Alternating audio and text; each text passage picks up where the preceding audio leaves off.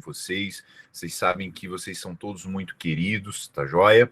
E o objetivo da nossa live de hoje, então, é dar continuidade ao tema da nossa participação anterior. No nosso primeiro encontro, nós falamos, então, sobre controle difuso, fizemos uma introdução, trabalhamos alguns aspectos inerentes ao controle de constitucionalidade difuso, e agora, então, nós começamos a desenvolver a cláusula de reserva de plenário.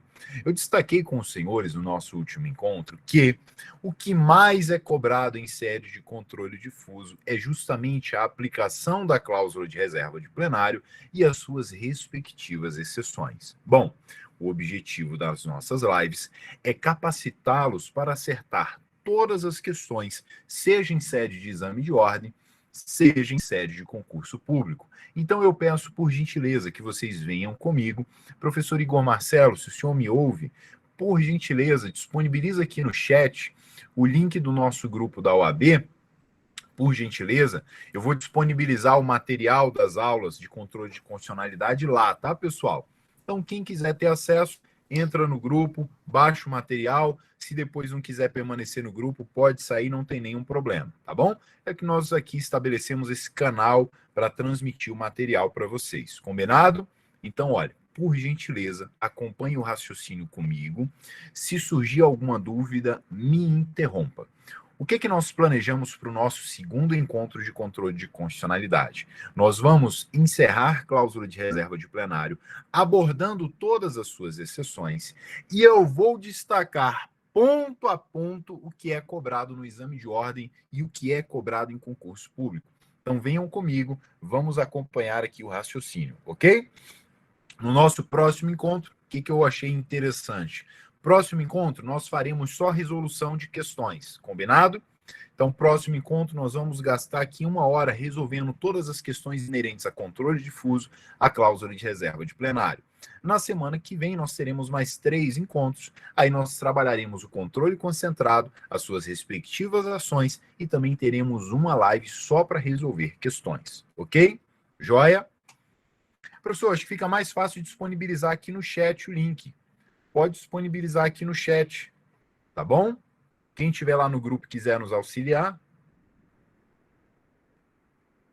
Vamos lá, então? Vamos avançar? Prometo que no finalzinho da live eu já... Deixa eu só abrir aqui, um minutinho. Deixa eu só abrir aqui um bloco de notas para que nós possamos ir escrevendo algumas coisas juntos aqui.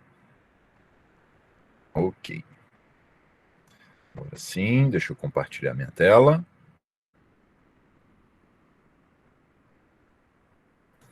Olha, estamos desmistificando o controle de constitucionalidade, não é verdade? Acabando com aquela ideia de que controle de constitucionalidade é uma matéria difícil e impossível. Não, é uma matéria técnica, né? Nós trabalhamos vários aspectos técnicos da cláusula de reserva de plenário. Bom, vamos recapitular então? Vamos ver de onde nós paramos no nosso último encontro? Vamos lá, olha só.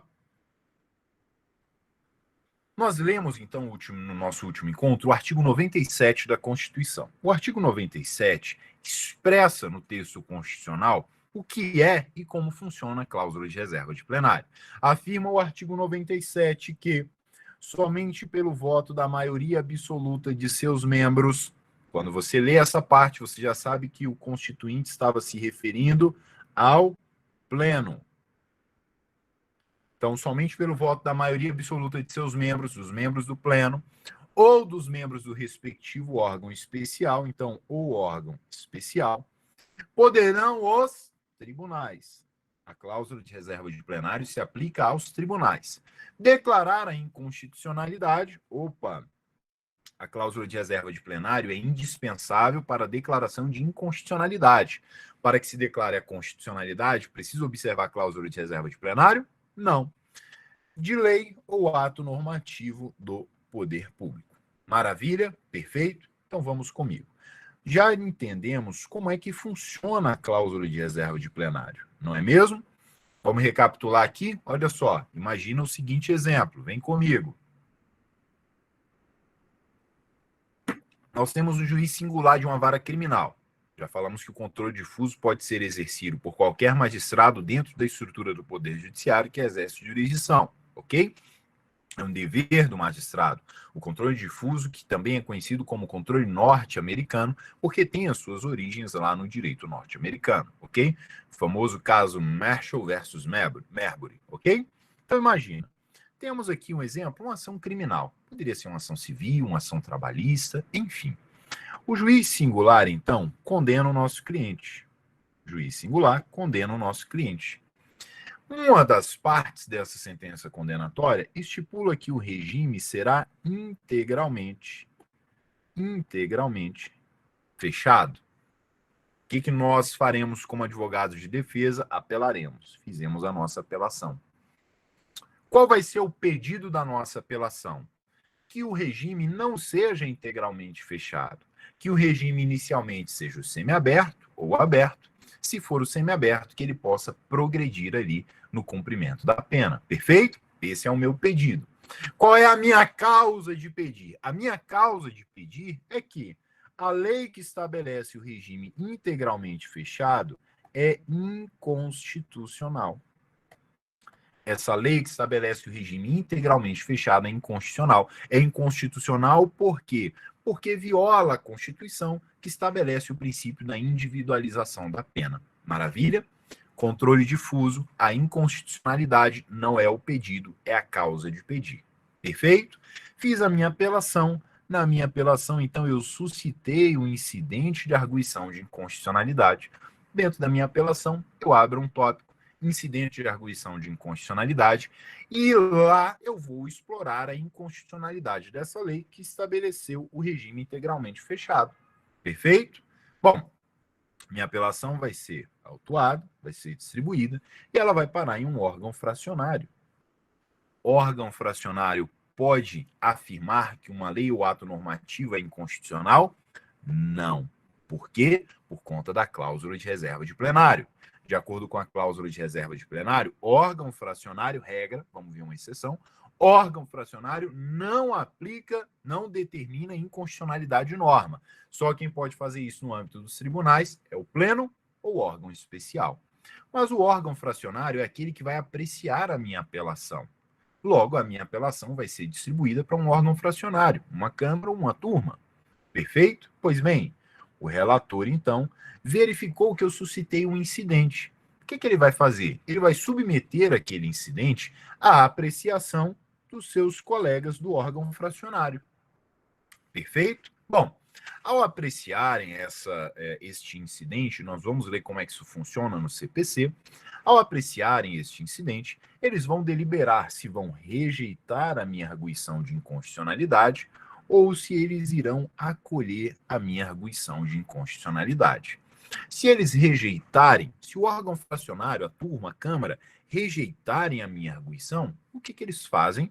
Eles vão julgar a minha apelação. Eles vão dizer assim, peraí, esse incidente de inconstitucionalidade não tem nada a ver.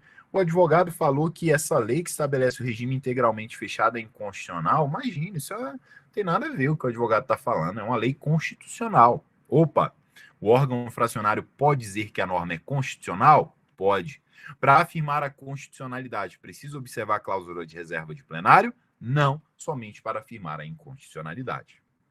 Bom, se eles rejeitarem a minha arguição, eles irão julgar a apelação. Agora, se eles acolherem a minha arguição, vejam, ao acolher a arguição, não é que eles estão dizendo que a norma é inconstitucional, eles não podem fazer isso.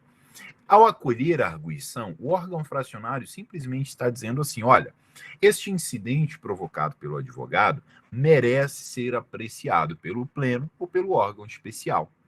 Se o órgão fracionário, então, acolhe a minha arguição, ele vai suspender o julgamento da minha apelação. Apelação cujo pedido é regime semiaberto e que possa progredir posteriormente para o aberto. Bom, o órgão fracionário só pode julgar o meu pedido depois que o incidente que questiona a lei que determina o regime integralmente fechado seja resolvido. Então, o que o órgão fracionário faz? Vamos suspender o julgamento da apelação. Ele suspende por meio de um acórdão, né? Deixa eu colocar aqui, ó, primeiro. É importante, por isso que eu vou colocar aqui primeiro, tá? Então, ó, primeiro, eu tenho o primeiro acórdão. Por meio desse primeiro acórdão, o órgão fracionário suspende o julgamento da apelação e remete o incidente para onde? Remete o incidente aqui, olha só, para o pleno ou para o órgão especial. Deixa eu colocar aqui, opa, coloquei o acento errado. Órgão aqui, corrijam depois esse acento, tá bom? Bom, o órgão fracionário remeteu o incidente para o pleno ou para o órgão especial. O pleno ou órgão especial irão fazer o quê? Resolver o incidente. Vão afirmar, vão bater o martelo para dizer se aquela norma que estabeleceu o regime integralmente fechado é inconstitucional ou não. Se eles vão deliberar ali se é inconstitucional ou não. E aí nós temos o segundo acórdão. Nós temos, então, o segundo acórdão. Perfeito? Bom, nesse segundo acórdão foi resolvido o incidente. O acórdão que resolve o incidente é encaminhado agora para o órgão fracionário. O órgão fracionário vai fazer o quê? Bom, resolveram a questão incidental, resolveram se a norma é inconstitucional ou não, agora eu posso julgar a apelação, agora eu posso analisar o pedido, se vai ter semiaberto ou se vai ser integralmente fechado. Então, o órgão fracionário agora vai julgar a apelação. E aí eu tenho o terceiro acórdão. Maravilha, eu tenho o terceiro acórdão. Pessoal, só para nós anteciparmos aqui, aproveitarmos que nós estamos aqui com o gráfico, veja, cabe recurso desta decisão? Cabe. Eu posso recorrer deste terceiro acórdão. Estão me ouvindo? Ó, eu posso recorrer deste terceiro acórdão. Perfeito? Eu posso, por exemplo, fazer um recurso extraordinário para o Supremo Tribunal Federal. O meu recurso extraordinário vai impugnar qual destes três acórdãos? O terceiro. Isso já foi decidido pelo Supremo. Professor, mas eu quero que o Supremo reveja o que fora decidido no incidente. Até porque o que foi decidido no incidente é matéria constitucional, é próprio do recurso extraordinário. Maravilha. Você vai continuar recorrendo do terceiro acórdão, só que agora o Supremo entende que você deve anexar o segundo acórdão. Isso cai em prova, tá, pessoal? Então, ó, você recorre do terceiro acórdão. O terceiro acórdão é o que julga a sua apelação. Mas, se você quer rediscutir o incidente, você deve anexar também o segundo acórdão. Você recorre do terceiro, do que julga o recurso, do que resolve o recurso, mas anexa também aquele que resolve o incidente. Maravilha? Informação importante, cai em prova. Vamos avançar? Bom, deixa eu ir fazendo aqui o nosso esquema. Opa, não é aqui não? É aqui. Nós, então, já falamos da cláusula de reserva de plenário. Já sabemos que ela está lá no artigo 97 da Constituição. De acordo com essa cláusula, resolve a inconstitucionalidade incidental dentro do controle difuso, pleno ou órgão especial. O órgão especial, ele pode ser criado pelo tribunal, tá bom? Os requisitos para a criação estão lá no artigo 93, salvo engano, inciso 10º da Constituição. Perfeito? Joia. Ainda falando sobre a cláusula de reserva de plenário, nós também já sabemos que a cláusula de reserva de plenário não precisa ser observada se for para determinar que a norma é constitucional. A cláusula de reserva de plenário... Opa, o que eu fiz, meu Deus? Apaguei aqui? Apaguei. Vamos lá. Continuando aqui. A cláusula de reserva de plenário, ela é necessária para determinar a inconstitucionalidade. Então, se há indícios de inconstitucionalidade, tem que observar a cláusula de reserva de plenário.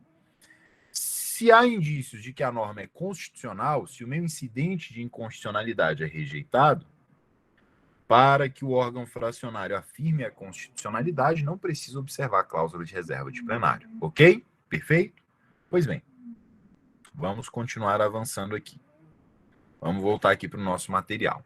Nós vamos falar agora sobre a súmula vinculante número 10. Aí você me pergunta assim, professor, a súmula vinculante 10 vai cair na minha prova? eu tenho certeza absoluta que a súmula vinculante vai cair na sua avaliação. Veja, a súmula vinculante 10 é de uma leitura simples. Vamos compreender? Venham comigo. Súmula vinculante 10 do Supremo. Viola a cláusula de reserva de plenário. Normalmente, quando cai o texto da súmula, tá? Então é importante você ler a súmula. Viola a cláusula de reserva de plenário, Constituição Federal, artigo 97, a decisão de órgão fracionário de tribunal que, embora não declare expressamente a inconstitucionalidade de lei ou ato normativo do poder público, afasta sua incidência no todo ou em parte. Eu não gosto dessa palavra, mas eu vou utilizá-la para que você possa compreender de forma mais simplificada essa súmula. Venham comigo. Imagina o seguinte. Dentro deste nosso trâmite, ó, vamos voltar para o nosso trâmite? Vamos apagar aqui. Vamos voltar aqui para o nosso trâmite. Ok. Voltamos aqui. Vamos juntos. Ó, dentro do nosso trâmite, imagine então, vou dizer para vocês aonde a súmula vinculante 10 é aplicada. Há uma sentença condenatória do juiz da vara criminal, nós fizemos a apelação foi autuada e distribuída. Chega aqui agora, ó, o incidente vai ser apreciado pelo órgão fracionário. Então, ó, o incidente vai ser apreciado pelo órgão fracionário. Tá vendo aqui a súmula vinculante 10? O que é a súmula vinculante 10? A súmula 10 afirma. A súmula vinculante 10 evita um subterfúgio. Essa é a palavra que eu não queria utilizar, mas acho que fica bem claro quando eu a utilizo. A súmula vinculante 10 quer evitar uma burla à cláusula de reserva de plenário. O que a súmula vinculante 10 proíbe é o seguinte: a súmula vinculante 10 está dizendo assim, órgão fracionário, você não pode burlar a cláusula de reserva de plenário fazendo o seguinte. Órgão fracionário, você não pode fazer o seguinte. Olha, bom, o advogado, então, vem aqui comigo. Ó. O advogado está questionando a lei A. Ok? O advogado está questionando a lei A, está dizendo que a lei A é inconstitucional. Nós, do órgão fracionário, sabemos que nós não podemos decidir que a lei A é inconstitucional. A cláusula de reserva de plenário proíbe isso. Mas vamos fazer o seguinte, olha a burla. Vamos fazer o seguinte, a gente afasta a incidência da lei A, a gente coloca no acórdão assim, ó, neste caso, no caso em SPEC, no caso em apreço, não há incidência da lei A. Há incidência da lei B. O que o órgão fracionário fez? O órgão fracionário afastou a incidência da norma que estava sendo impugnada, o órgão fracionário afastou a incidência da norma que estava sendo questionada e determinou que fosse aplicada outra lei. É justamente esta burla cláusula de constitucionalidade que a súmula vinculante veda. O que os tribunais faziam aqui? Bom, não vamos aplicar a lei A, vamos aplicar a lei B. Como a lei B não foi impugnada pelo advogado, vamos julgar pela ação. Problema resolvido. Vamos ler a súmula vinculante 10 e vamos ver se nós pegamos o raciocínio? Vamos lá, novamente. Ó, viola a cláusula de reserva de plenário, ou seja, não se admite isso. Por quê? A decisão do órgão fracionário de tribunal que, embora não declare expressamente a inconstitucionalidade, olha só, eles não declararam a inconstitucionalidade da lei A. Eles não declararam a inconstitucionalidade da lei A. Né? Embora não declare expressamente a inconstitucionalidade da lei A ou do ato normativo do poder público, afasta a sua incidência no todo ou em parte. Eles não declararam a inconstitucionalidade, eles afastaram a incidência, dizendo assim, bom, não vamos aplicar a lei A, não. Neste caso concreto, deve ser aplicada a lei B. Isso viola a cláusula de reserva de plenário. Por quê? Porque uma vez que o advogado suscita o incidente, esse incidente ou ele vai ser rejeitado ou ele vai ser acolhido, e aí nós precisamos nos manifestar acerca do questionamento do advogado, que foi no tocante à lei A. Deu para pegar a súmula vinculante 10? Me deem um joia aqui no chat se deu para pegar. Então, ó, vamos continuar aqui, ó. Cláusula, opa, vou pegar aqui. Acerca da cláusula de reserva de plenário, nós temos a súmula vinculante 10. A súmula vinculante 10 memoriza o teor, né? Eu fiz a explicação para vocês entenderem. Agora tentem memorizar o teor. A súmula vinculante 10 estipula que viola a cláusula de reserva de plenário quando o órgão fracionário, mesmo que não declare expressamente a inconstitucionalidade da lei ou ato normativo impugnado, o afasta sua incidência. Então, súmula vinculante 10 cai demais em prova. Anote, ok? Além disso, professor, o que é ainda cobrado em prova acerca da cláusula de reserva de plenário? Agora nós vamos andar um pouquinho mais rápido. Venham comigo. Olha só. É pacífica a jurisprudência do Supremo Tribunal Federal de que não há violação ao artigo 97 da Constituição, quando o tribunal de origem, sem declarar a inconstitucionalidade da norma e sem afastá-la sob fundamento de contrariedade à Constituição, limita-se a interpretar a legislação infraconstitucional. Isso aqui cai demais em prova. Então, ó, o que a jurisprudência do Supremo aponta? A jurisprudência do Supremo aponta o seguinte, ó, vamos lá. Ainda sobre a cláusula de reserva de plenário. A jurisprudência do Supremo afirma o seguinte: vejam só, não viola a cláusula de reserva de plenário a interpretação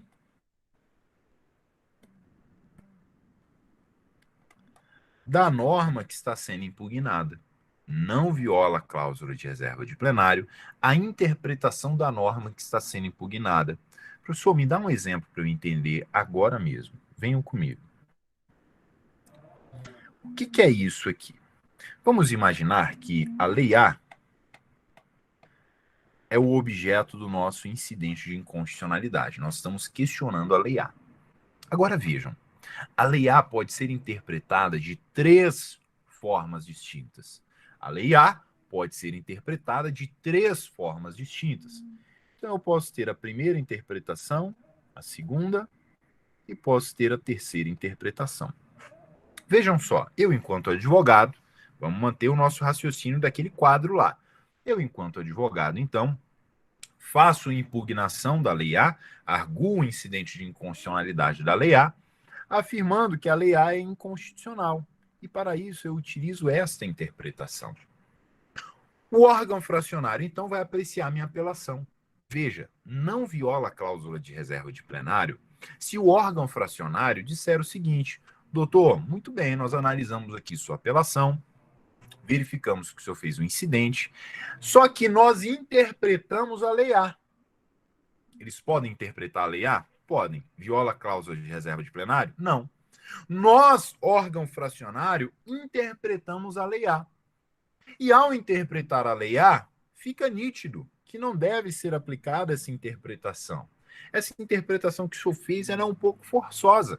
Deve ser aplicada a interpretação aqui, ó, primeira. Pessoal, a interpretação acerca da lei ou ato normativo impugnado não viola a cláusula de reserva de plenário. Isso aqui, então, o órgão fracionário pode fazer. Vamos voltar? Ó. Não há violação do artigo 97 quando o órgão fracionário limita-se a interpretar a legislação infraconstitucional e a aplicá-la ao caso concreto. Pegaram o exemplo que eu dei, então? Cai em prova, viu, pessoal? Cai em prova. Vamos comigo, vamos avançar. Se tiver dúvida, me interrompe. Ó, um outro julgado que traz uma informação que também é cobrada em prova. Olha só.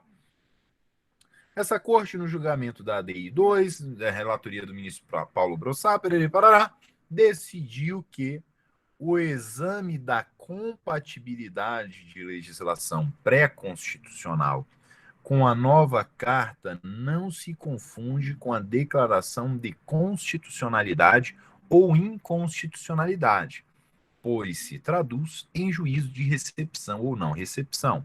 Razão pela qual não se vislumbra a alegada ofensa ao artigo 97 ou a súmula vinculante 10. Professor, não entendi nada. Me ajude agora mesmo. Vamos voltar para a nossa nota? Ó, voltamos aqui para a nossa nota, queridos. Deixa eu ver aqui. Voltamos aqui para a nossa nota. Voltamos aqui para a nossa nota. Venham comigo, vejam só. Não viola, ainda estamos falando da cláusula de reserva de plenário. Não viola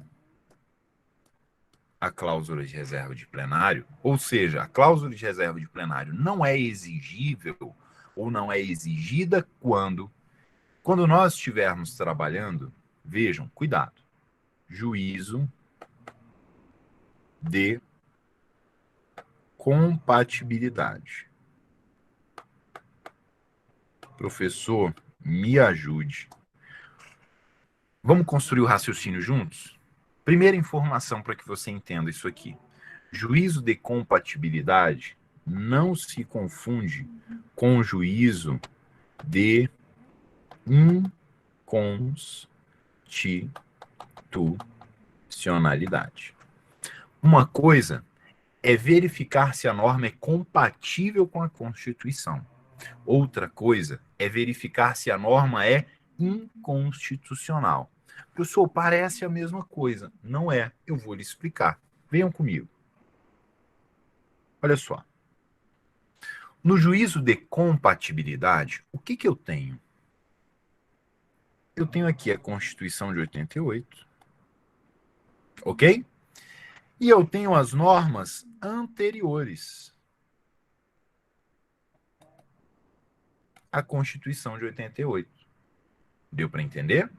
Então vejam, no juízo de compatibilidade, eu tenho a Constituição de 88 e eu tenho as normas anteriores à Constituição de 88. O que eu faço no juízo de compatibilidade? Eu verifico se essas normas anteriores à Constituição de 88, eu verifico se elas são compatíveis com a Constituição. Exemplo, Código Tributário Nacional. Exemplo, Código Penal, Código de Processo Penal da década de 40. É anterior à Constituição de 88? É anterior. Bom, se é anterior, ao invés de falar em juízo de inconstitucionalidade, eu falo em juízo de compatibilidade. Tranquilo, perfeito. Então veja, se a norma é anterior à Constituição, eu vou verificar se ela será recepcionada ou revogada. Alguns doutrinadores utilizam também não recepcionada. Ok? Perfeito? Pessoal, neste caso, quando eu falo em juízo de compatibilidade, eu não preciso observar a cláusula de reserva de plenário. Para dizer que uma norma é recepcionada ou não recepcionada, eu não preciso observar a cláusula de reserva de plenário. Preste atenção no que eu vou dizer. Eu só vou observar cláusula de reserva de plenário quando eu estiver exercendo o juízo de inconstitucionalidade. No juízo de compatibilidade, eu não observo cláusula de reserva de plenário. Maravilha, perfeito. Vamos avançar então. Vamos lá. Mais informações acerca da cláusula de reserva de plenário. Olha aqui. Tá em prova. Deixa eu controlar aqui o nosso tempo. São muitas informações. Professor, tudo isso você está falando que cai em prova. Cai mesmo? Cai. Vá por mim. Mais uma informação que é cobrada em prova acerca de cláusula de reserva de plenário. Vejam, estamos trabalhando algumas exceções, não é? Princípio da reserva de plenário, artigo 97 da Constituição, súmula vinculante 10, juizados de pequenas causas especiais, inaplicabilidade. O que esse julgado aqui está falando? Vamos logo aqui para o nosso quadro. O que esse julgado está falando? Ó, estamos falando de cláusula de reserva de plenário. Esse julgado está dizendo que não se aplica a cláusula de reserva de plenário aos juizados especiais. Por quê, professor? Olha o raciocínio. Eu não aplico aos juizados especiais. Vamos colocar aqui, por exemplo, ó, GCRIM. Eu não aplico. Por quê, professor? Vamos raciocinar? Ó, tive uma sentença aqui, proveniente do GCRIM. Vamos imaginar, Juizado Especial Criminal. Posso recorrer dessa sentença? Posso recorrer dessa decisão? Posso. Vou fazer uma apelação. Bacana? Vou fazer uma apelação. Pessoal, quem vai julgar essa minha apelação? Quem vai julgar essa apelação vai ser a turma. Turma recursal. Bacana? Cuidado. Turma recursal não é tribunal. Turma recursal não é tribunal. Não é TJ, por exemplo. Turma recursal, tanto é que a turma recursal é composta por juízes do próprio juizado, não é verdade? Então, veja, a turma recursal não precisa observar, não observa a cláusula de reserva de plenário. Por quê? Porque turma não é tribunal. E a cláusula de reserva de plenário está lá no artigo 97, diz que os tribunais precisam observar a cláusula de reserva de plenário. Ok? Vamos aproveitar que nós estamos aqui, ó. Quem mais não precisa observar a cláusula de reserva de plenário, professor? Quem mais não precisa observar? Ó, juiz singular. Juiz singular não observa a cláusula de reserva de plenário. Até porque o juiz singular vai ter órgão, vai ter plenário, vai ter pleno aqui no juiz singular, como se ele é sozinho. Vai ter órgão especial, como se ele é sozinho. O juiz singular pode decidir no controle difuso que uma norma é inconstitucional? Pode. Ele precisa observar a cláusula de reserva de plenário? Não. Juiz singular também não observa a cláusula de reserva de plenário. Ok? Joia? Deixa eu ver aqui a Maria, professor, recomendo. Tá joia, Maria. Estamos aqui anotando, ok?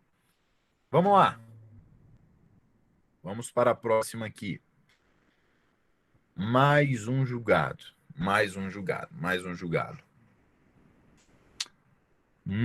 Vamos lá.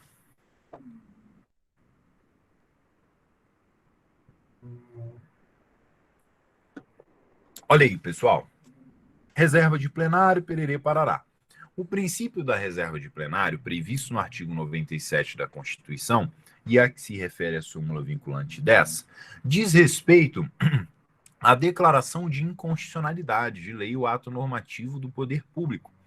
Atos normativos têm como características essenciais a abstração, a generalidade e a impessoalidade. Pessoal, eu vou parar por aqui, porque isso aqui eu explico nas minhas aulas regulares. Eu não vou explicar isso aqui para vocês, porque eu nunca vi sendo cobrado em prova, tá bom? Como eu nunca vi sendo cobrado em prova, eu acho que não vale a pena explorar aqui. Vamos avançar. Deixa eu ver aqui. Esse aqui é importante. Ó, não há previsão legal que impeça a tramitação de incidente de arguição de inconstitucionalidade previsto no 948 do CPC. Vamos ler já já o 948, tá? E seguintes, que tenha como objeto o mesmo dispositivo legal cuja validade esteja sendo discutida no Supremo por meio de ADI. Então, não há previsão legal que impeça a tramitação de incidente que tenha como objeto o mesmo dispositivo legal cuja validade esteja sendo discutida no Supremo por meio de ADI. Por esse motivo, a tramitação concomitante nesse caso não configura usurpação de competência do STF. Isso pode cair na sua prova, isso eu já vi caindo. O que quer dizer, professor? Vamos imaginar que eu tenho uma ADI, uma ação direta de inconstitucionalidade no Supremo Tribunal Federal. Nessa ADI, eu estou discutindo, veja só, a ADI é uma ação do controle de constitucionalidade concentrado. Nesta ADI, eu estou discutindo a inconstitucionalidade da Lei A. Perfeito? Já tem essa ação, já está tramitando lá no Supremo. Veja, nada impede de que alguém questione esta lei por meio do controle difuso. Então, nada impede, por exemplo, que alguém questione esta lei por meio de uma apelação, exercendo o controle difuso. Perfeito? nada impede. Não há usurpação de competência de Supremo. As duas ações podem tramitar concomitantemente, sem nenhum problema. Vamos avançar? Ó, pessoal, aqui eu faço algumas ponderações acerca do Supremo Tribunal Federal. O tempo não nos permite aqui esclarecer todas essas ponderações. O que eu quero deixar para você é o seguinte: acompanhe aqui comigo. O que eu quero deixar para você é o seguinte: veja só. Deixa eu ver aqui, a Mariana perguntou, mas pode recorrer a essa decisão que não foi julgada em pleno? Qual decisão, Mariana? Daqui a pouco nós vamos voltar lá no gráfico. Eu acho que eu entendi a sua pergunta. Daqui a pouco nós voltamos para o gráfico e aí eu vou tentar aqui responder o que você me questionou, tá bom? Enquanto isso, olha só. Há uma pequena discussão no Supremo Tribunal Federal acerca do seguinte: Supremo Tribunal Federal precisa observar a cláusula de reserva de plenário ou não? Como assim, professor? Ó, vamos imaginar, Mariana, ó, você fez a sua apelação, fez a sua apelação. Vamos aqui, vamos construir o raciocínio. Fiz a minha apelaçãozinha, de acordo lá com o nosso exemplo, né? Na minha apelação, eu suscitei um incidente, arguí um incidente de inconstitucionalidade. O órgão fracionário acolheu o meu incidente, acolheu, e remeteu, então, o meu incidente para o pleno ou órgão especial. Para o pleno ou órgão especial. Bacana? Perfeito? O pleno ou órgão especial, então, resolveram o incidente e remeteram aquela decisão, aquele acórdão, para o órgão fracionário. O que o órgão fracionário vai fazer? O órgão fracionário agora vai julgar a minha apelação. Julgou a minha apelação. Veja se é essa a sua dúvida, Mariana. Julgou a minha apelação. Posso recorrer? Posso. Posso recorrer para questionar novamente a resolução desse incidente de inconstitucionalidade? Posso. Qual é o recurso adequado para discutir eventual violação à Constituição? Qual é o recurso cabível para discutir matéria constitucional? Muito bem. Recurso extraordinário. Esse recurso extraordinário vai ser endereçado ao Supremo. Lá no Supremo, ele vai ser autuado e vai ser distribuído para uma das turmas. Opa, turma. É órgão fracionário, não é o pleno. Pleno são os 11 ministros, né? O meu recurso extraordinário vai ser distribuído para uma das turmas. E aí, vejam, a questão que se propõe é a seguinte: esta turma do Supremo, vamos imaginar que caiu na primeira turma do Supremo. A primeira turma do Supremo precisa observar a cláusula de reserva de plenário? Ora, o Supremo é um Supremo Tribunal Federal. A cláusula de reserva de plenário não é aplicável aos tribunais? O Supremo não é um tribunal?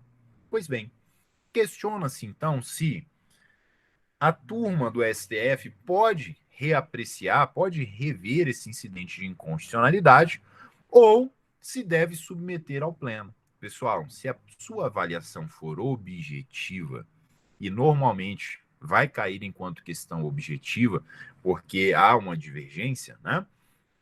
Se a sua questão for objetiva e perguntar assim: o Supremo Tribunal Federal deve observar a cláusula de reserva de plenário, você vai marcar errado.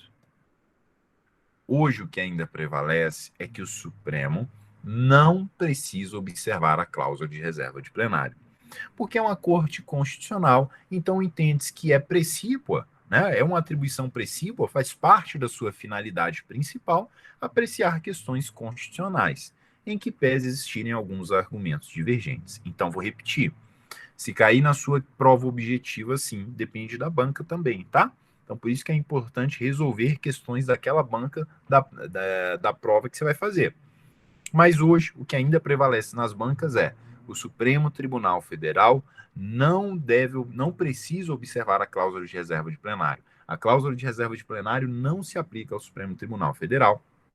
Está correto. Perfeito? Tranquilo? Joia? Então, mais uma informação acerca de cláusula de reserva de plenário. Vamos avançar? Vocês estão comigo aí? Então vamos. Eu não vou ler aqui todos os julgados, tá bom, pessoal? Eu vou apenas ler um aqui que destaca justamente o que nós acabamos de afirmar. Olha aqui. O STF exerce por excelência o controle difuso de constitucionalidade quando do julgamento do recurso extraordinário, tendo seus colegiados fracionários, turmas, competência regimental para fazê-lo, sem ofensa ao artigo 97, sem ofensa à cláusula de reserva de plenário. Pessoal, eu vou sonhar com essa cláusula de reserva de plenário. É o meu objetivo, né? É melhor sonhar com a cláusula de reserva de plenário do que sonhar com a multa.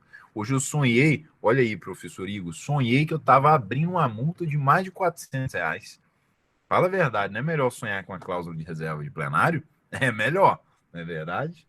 Pessoal, vamos esgotar tudo acerca da cláusula de reserva de plenário. Aqui tem mais um julgamento, não aplicabilidade da cláusula de reserva de plenário ao Supremo.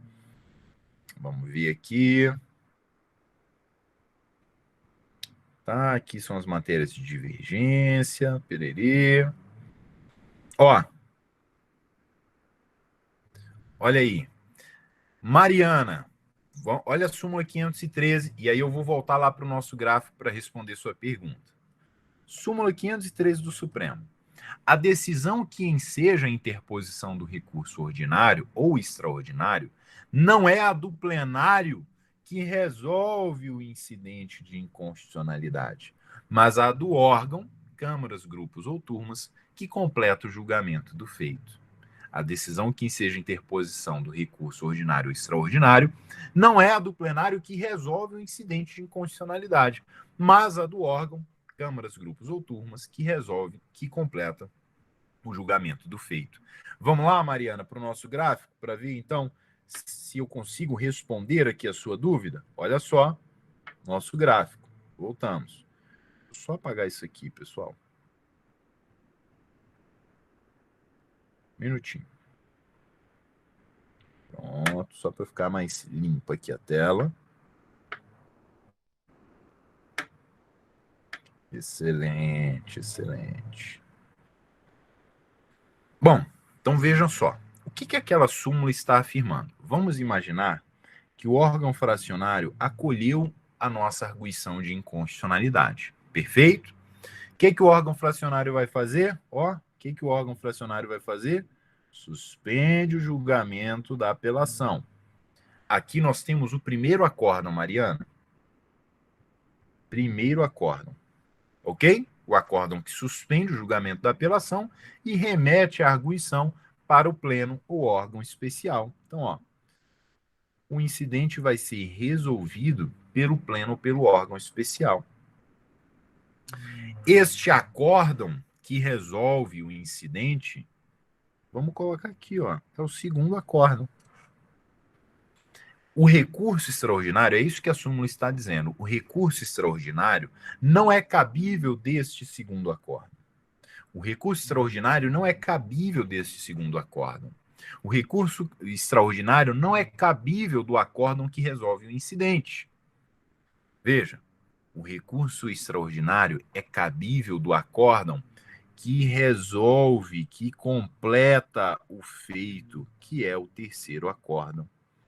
Então, ó, pleno ou órgão especial resolver um incidente, segundo acórdão, comunicam o órgão fracionário. O que o órgão fracionário faz por meio de um terceiro acórdão? Julga, resolve o incidente, completa o feito. O recurso extraordinário, então, vai ser do terceiro acórdão e eu preciso anexar o segundo acórdão, que foi o que resolveu o incidente. Mariana de Paiva, era isso? Veja aí se era essa a sua dúvida. Então, ó, súmula 513. A decisão que enseja a interposição do recurso ordinário ou extraordinário não é a do plenário que resolve o incidente de inconstitucionalidade, mas a do órgão, câmaras, grupos ou turmas que completa o julgamento do feito. Perfeito, querida. Agradeço pela sua participação. Faz muito bem em tirar suas dúvidas. Pessoal, vamos avançar. Ó, só para frisar isso que eu mencionei para vocês. Olha aqui, ó, vamos ler esse julgado rapidamente.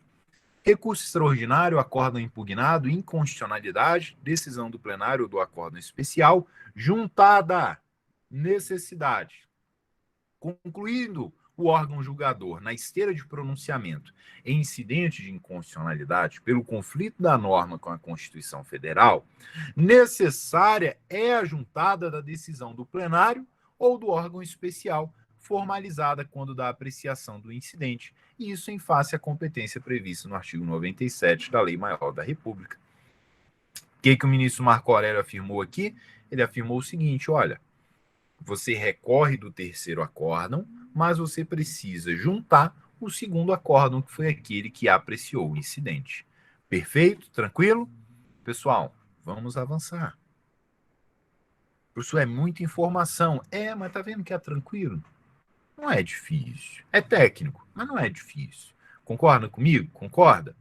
Concorda comigo? Coloca aqui no chat se você concorda comigo. Alegre o professor.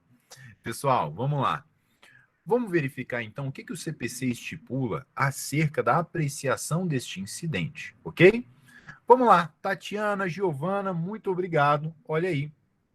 Artigo 948 do CPC. Arguída em controle difuso a inconstitucionalidade de lei ou de ato normativo do poder público, o relator, após ouvir o Ministério Público e as partes, submeterá a questão à turma ou à Câmara, a qual competir o conhecimento do processo. Então, ó, a apelação foi autuada, foi distribuída, chegou nas mãos de um relator. Relator, então, vai ouvir o MP, vai ouvir as partes e vai submeter aquele incidente, aquela arguição, aos colegas ali do órgão fracionário, da turma ou da Câmara, ok? Olha o 949. Se a arguição for rejeitada, prosseguirá o julgamento. Vão julgar a apelação. Se acolhida, a questão será submetida ao plenário do tribunal ou ao seu órgão especial, onde houver. Fácil, não é verdade? Está lá no nosso gráficozinho. Ó, parágrafo único, presta atenção. Parágrafo único cai demais em prova. Muito, muito, muito, muito. Por que o parágrafo único cai demais em prova, professor? Porque trata de uma exceção à cláusula de reserva de plenário. Presta atenção, não é difícil. Você vai pegar na primeira. Ó, os órgãos fracionários dos tribunais não submeterão ao plenário o órgão especial. Então, não precisarão observar a cláusula de reserva de plenário quando a arguição de inconstitucionalidade, quando já houver pronunciamento destes ou do plenário do Supremo Tribunal Federal sobre a questão.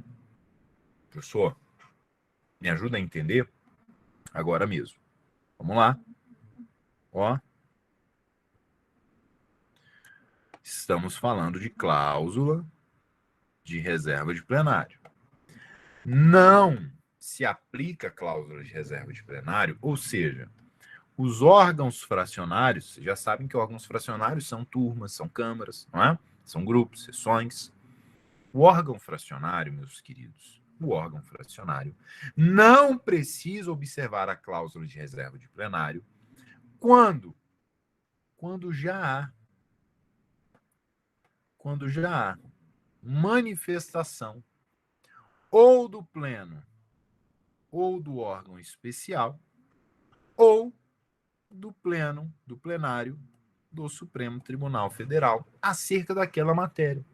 Então imagina que na minha apelação eu estou impugnando uma norma, mas o pleno do tribunal já decidiu sobre aquilo. Vamos pegar o TJDFT?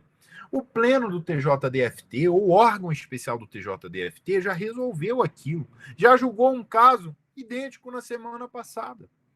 Ora, o órgão fracionário vai submeter novamente para o pleno ou para o órgão especial? Não vai. O que o órgão fracionário vai fazer? Vai julgar a apelação. Vai simplesmente copiar e colar a decisão anterior do pleno ou do órgão especial do tribunal, ou então, vamos imaginar que o próprio plenário do Supremo Tribunal Federal já decidiu aquela matéria. Então, o órgão fracionário vai julgar a apelação, simplesmente copiando e colando aquela decisão proveniente do plenário do Supremo Tribunal Federal. Bacana? Perfeito? Vamos ler de novo? Cai demais, hein, pessoal? Venham comigo, vamos comigo. Os órgãos fracionários dos tribunais não submeterão ao plenário ou ao órgão especial arguição de inconstitucionalidade quando já houver pronunciamento desses ou do plenário do Supremo Tribunal Federal sobre a questão. Direito é fácil, não é verdade? Cibele, Maria, Cláudia, Antônio, Giovana. Direito é fácil. Pessoal, olha a observação aí na tela. Olha a observação aí na tela. O professor Rigo tá rindo. É verdade, professor. Olha a observação aí na tela. A cláusula fulmente. Por que eu coloquei cláusula fulmente aqui? Porque você pode encontrar cláusula de reserva de plenário como cláusula fulmente. Cláusula fulmente é cláusula de reserva de plenário. Bacana? É a mesma coisa, tá? É isso aí, Maria. Não se aplica, então, ó, a cláusula fulmente, a cláusula de reserva de plenário, não se aplica ao STF. Logo, as turmas podem reconhecer a inconstitucionalidade de lei ou ato normativo do poder público. Já falamos sobre isso. Bacana? Bom, deixa eu ver aqui o que mais é cobrado em prova. Nós temos aqui 6 minutinhos. Isso aqui nós já falamos, acabamos de explicar. O 927 agora não precisa. Deixa-me ver.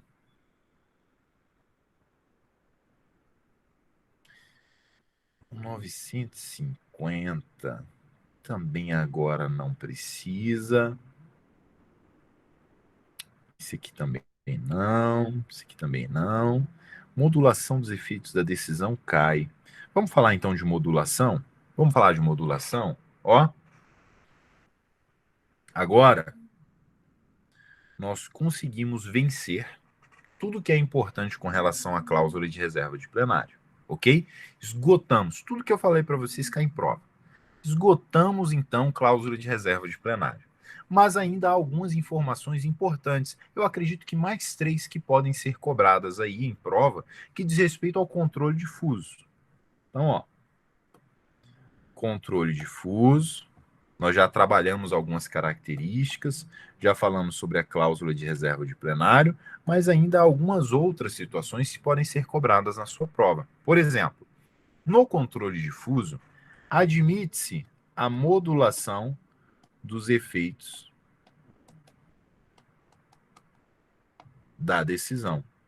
Admite-se no controle difuso a modulação dos efeitos da decisão. Prestem atenção. A modulação dos efeitos da decisão está prevista no artigo 27 da Lei 9868 de 99. Prestem atenção.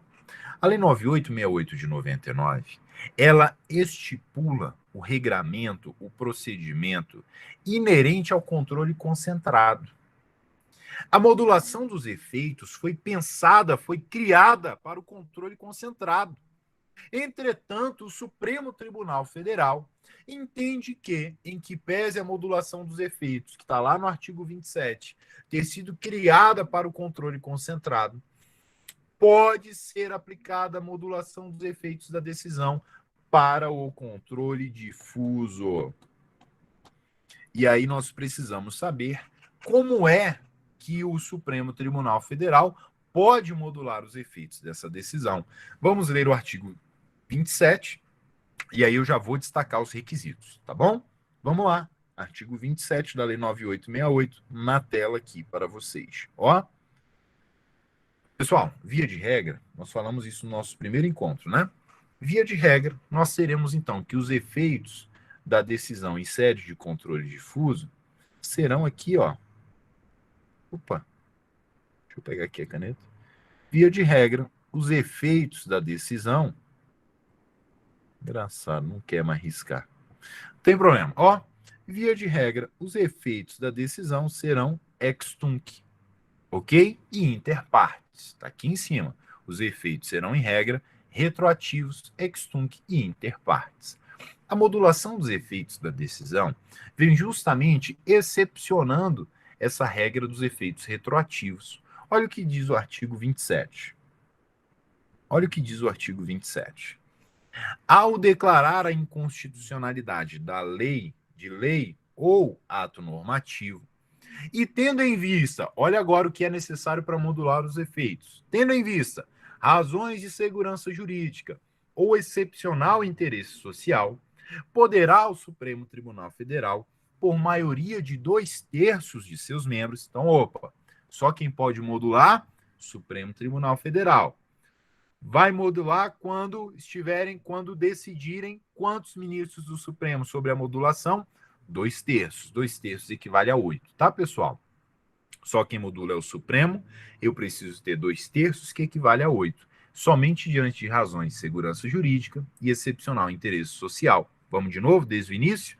Ao declarar a inconstitucionalidade de lei ou ato normativo, e tendo em vista razões de segurança jurídica ou de excepcional interesse social, poderá o Supremo Tribunal Federal, por maioria de 2/3 de seus membros, restringir os efeitos daquela declaração ou decidir. Então, eu posso restringir, ao invés de ser ex tunc, eu posso estabelecer, o Supremo Tribunal Federal, posso estabelecer que vai ser ex nunc, ok?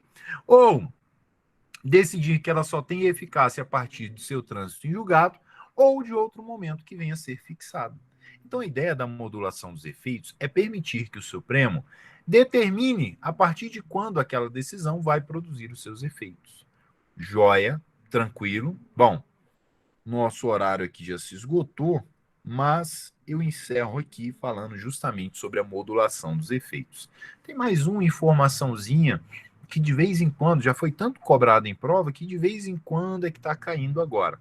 Mas eu explico para vocês na semana que vem. Semana que vem não, desculpa. Sexta-feira. Nosso próximo encontro vai ser sexta-feira agora. E vai ser só resolução de questões de controle difuso, tá, pessoal? Não falte. Sexta-feira, 11 horas. Bacana? Sexta-feira, 11 horas. Então, eu aguardo todos vocês aqui para resolvermos diversas questões de controle difuso. Semana que vem, segunda, quarta e sexta, vai ser só controle concentrado. Perfeito? Gostaram da live de hoje? Me deem aqui, né, por gentileza, o parecer de vocês. Conseguiram compreender a matéria? Ajudou? Não ajudou? Me ajudem. Escrevam aqui para eu saber se estamos no caminho certo. Muito obrigado pelo carinho. Vocês que são sensacionais, vocês que são excelentes. Perfeito, perfeito. Queridos, eu vou deixando, um beijo enorme para vocês, para suas famílias. Desejo muita saúde. Precisando, eu estou à disposição. Vou colocar aqui no chat o meu WhatsApp e deixa eu colocar aqui, 9907, meu Deus, 99076754. Vou colocar o Instagram, rrafael.mesquita. Você pode entrar em contato comigo aí por meio desses dois canais, tá bom? Às vezes eu demoro um pouquinho a responder no WhatsApp. Se eu demorar, manda de novo o seu questionamento, porque chegam várias mensagens de uma vez, tá bom? Não faço por maldade. Manda de novo que eu respondo. Maria, vou pedir para o Juliano fazer isso então, tá bom? Para mandar para todas as turmas aí. Joia, joia. Perfeito. Pessoal, beijo enorme para todos. Foi um prazer estar aqui com vocês. Oi, Juliano. Professor Rafael, tudo bom? Bom dia a todos. Só para esclarecer para Maria, a gente está enviando o link juntamente com o cartaz da divulgação pelo e-mail. A maioria dos alunos estão recebendo. Dá uma verificada no seu e-mail institucional que você deve ter recebido o link de hoje, tá? E provavelmente os próximos e